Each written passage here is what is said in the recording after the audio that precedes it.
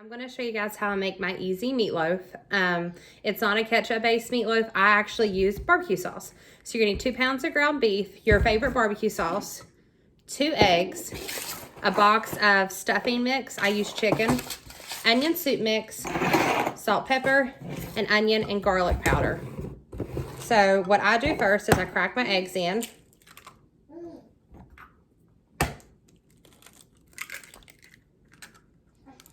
And then I add my packet of onion soup mix. This can be any brand. This is just, I think, the Aldi brand.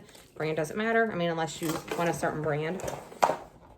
And then with your chicken stuffing, I start with about half the bag. Now, it will depend on how much meat you have, but this meatloaf is going to make me about 2 meatloaves because we like to eat on it. So use about half the bag. Salt and pepper with your heart. I can't tell you how much. It's just whatever you think you like. And the same goes with garlic powder. You can use a little or a lot. Just depends on what you and your family like. You can cut up onions and add this to it. Add peppers, anything like this. This is just the easy way for me to get it in the oven to feed my 4 kids and husband quickly. And then I add 2 good squirts of barbecue sauce. Now, the easiest way is with your hands. I keep a spoon there to spread the barbecue sauce and stuff out. Meatloaf, it's just, you can use whatever you want. Another easy way is to take your KitchenAid mixer with your paddle attachment, and that'll mix your meatloaf up. So, just get it all mixed up here. And I know this is gross, but this is just the best way to do a meatloaf. And have clean hands. Make sure you clean your hands before.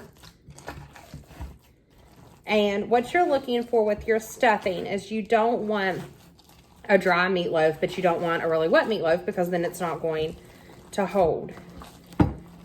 So I used about a half a bag, and I think it needs just a little bit more. Just like 1 good sprinkle. And I'm just going to mix that in. Just like so.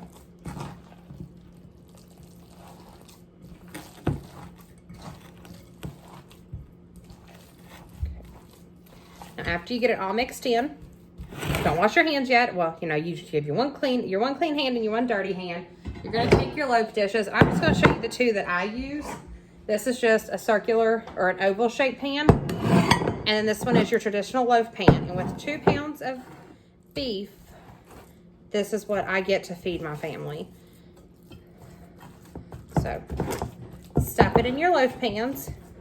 And if you don't have a loaf pan, and these are not greased because you're using hamburger, let's get that out of the way. Like I said, you have your clean hand and your dirty hand. You can even take your meat and you can form loaf shapes. And that will work just as well on like a cookie sheet. Just make sure that you have some pull on the cookie sheet. Okay, let me wash my hands real quick.